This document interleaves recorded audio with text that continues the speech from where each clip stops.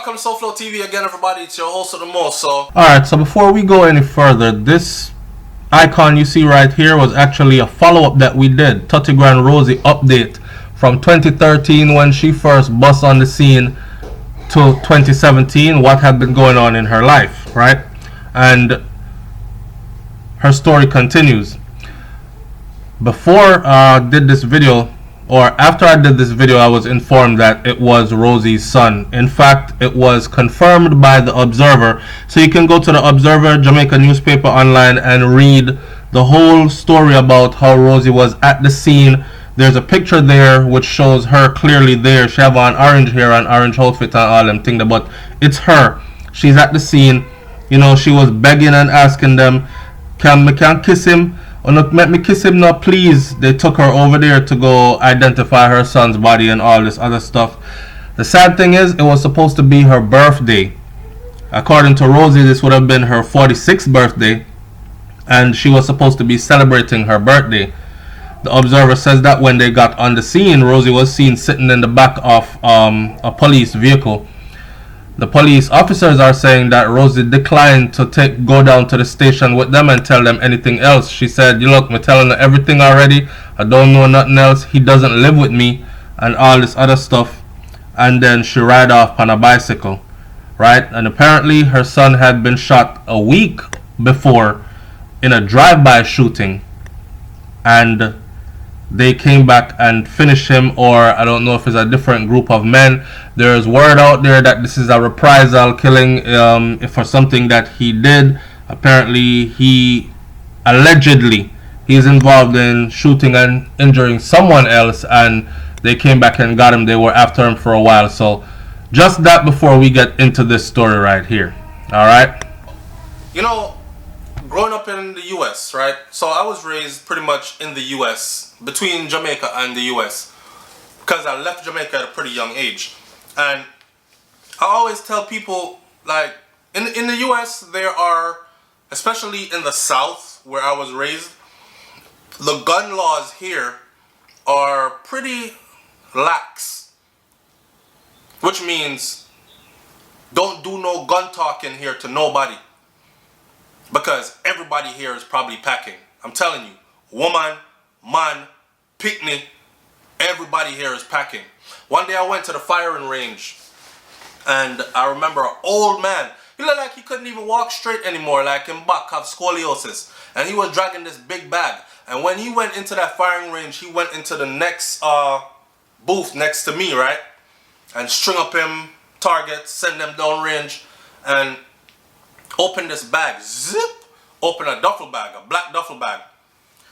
This man was literally walking with about 15 guns in the one bag.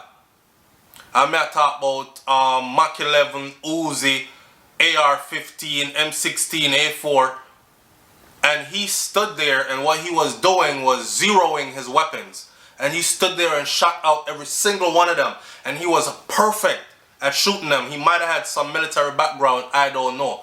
I didn't really talk to him. I was observing what was going on next to me, because, you know, I'm a very paranoid person. I mean, I've seen people die in those shooting range because somebody is having a bad day, shooting down range, and just put the gun over on you and shoot you next, then kill themselves. It's happened before, so it makes me very paranoid, right, when I'm in there, unless I'm in there by myself.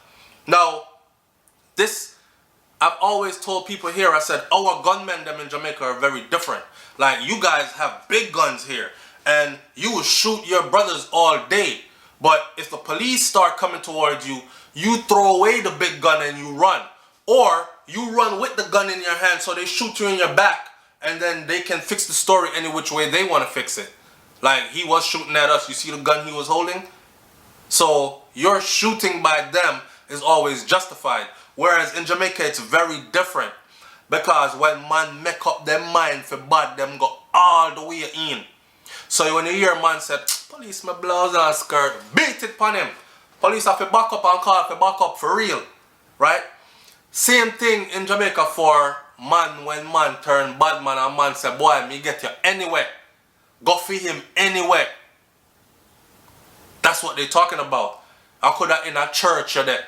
I could have up under your mother's skirt you're there.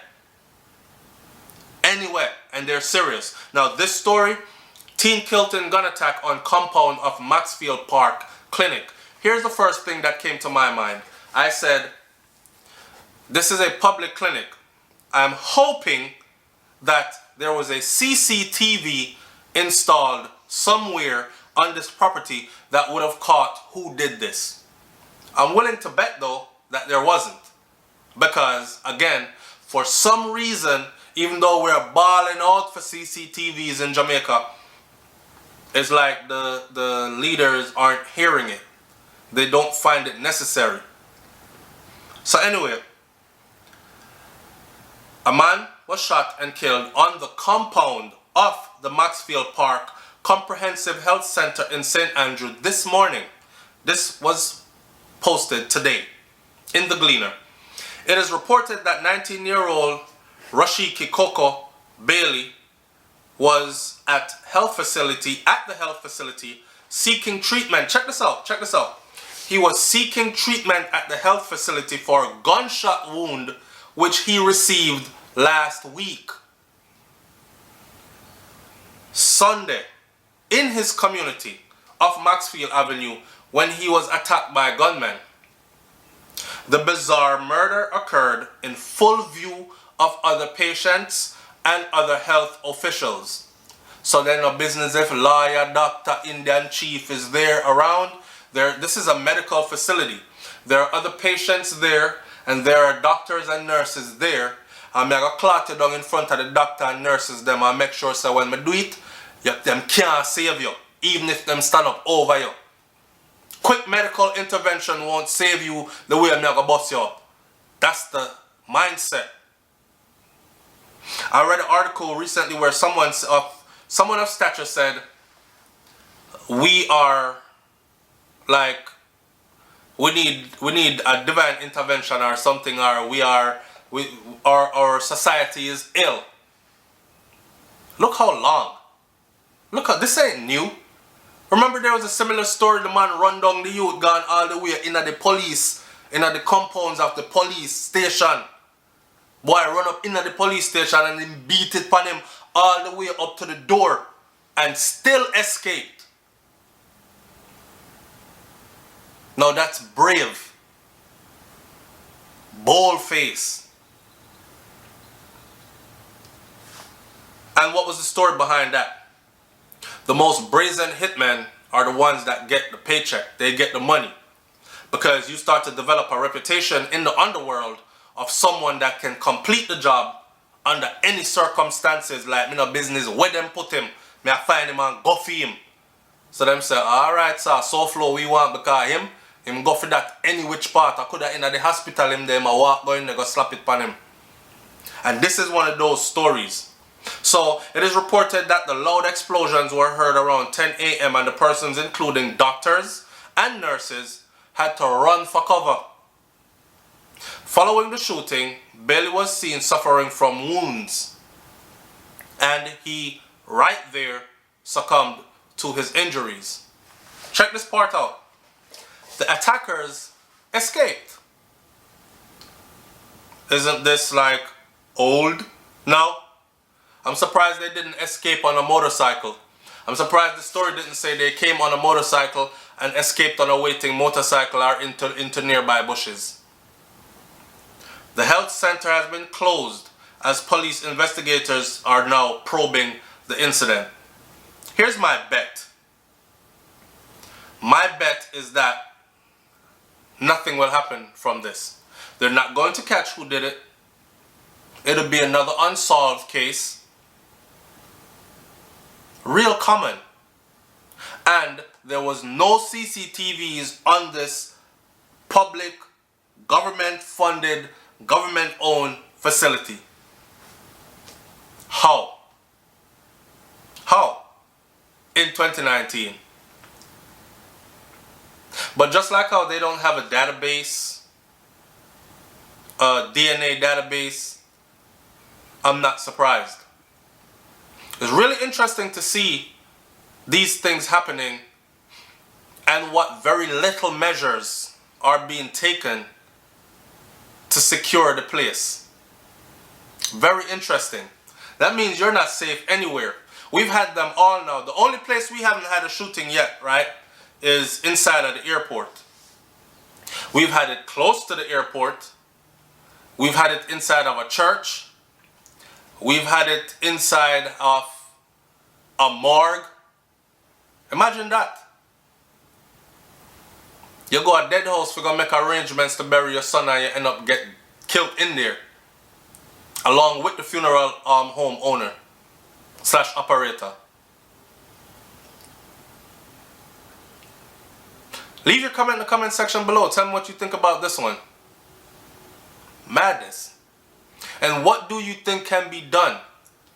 I want you to really think and leave in the comment section what you think can be done to make sure, we cannot make sure these things don't happen, because Jamaica is already filled with guns. Everybody have gun. And who don't have it can get it easy, right? It is the will to use it that separates, that why more aren't using it. Some people just have signed off, don't want to have nothing to do with a gun. Even if you tell them, look, I will train you to protect yourself and help you to get a legal firearm, them say no. I've had many people tell me, say, no, sucker, it will make me a bigger target. Because once people find out that you have firearm, they actually come for you, because they want your legal firearm. Which is true.